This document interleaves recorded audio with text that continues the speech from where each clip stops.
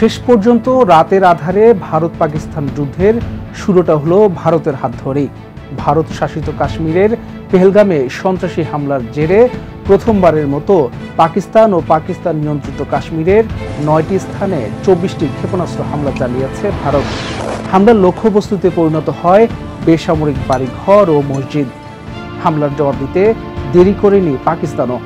রাতেই পাল্টা হামলা চালিয়েছে তারা। ভারতের দাবি 70 সন্ত্রাসীকে হত্যা করা হয়েছে, তবে পাকিস্তান সেনাবাহিনী দাবি করেছে তারা হামলায় অংশ নেয়া ভারতের 5টি জঙ্গি বিমান ভূপাতিত করেছে। কাশ্মীরে ভারতীয় সেনাবাহিনীর একটি ব্রিগেডের সদর দপ্তর ও তল্লাশি চৌকিকেও গুড়িয়ে দেওয়ার দাবি করেছে তারা। দেশ কা হিত সর্বোপরি রাখা যায়।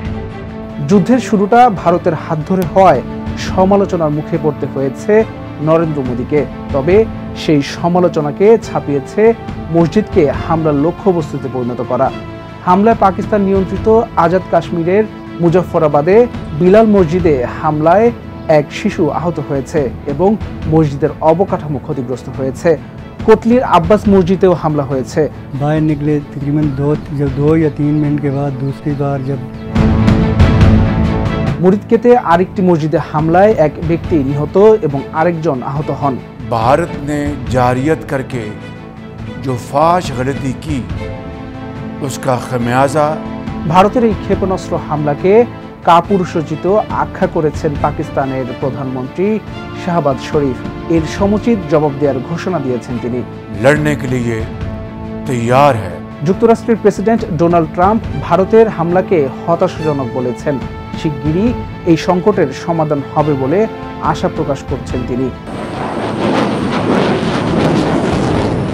সংঘাতপূর্ণ এই পরিস্থিতি নিয়ে গভীর উদ্বেগ জানিয়েছেন জাতিসংঘের মহাসচিব অ্যান্তোনিও গুতেরেস। ভারত ও পাকিস্তানের যুদ্ধ বিশ্ব নিতে পারবে না বলে সতর্ক করেছেন তিনি। উভয় পক্ষকে সর্বোচ্চ সংযম প্রদর্শনের আহ্বান জানিয়েছেন জাতিসংঘ মহাসচিব।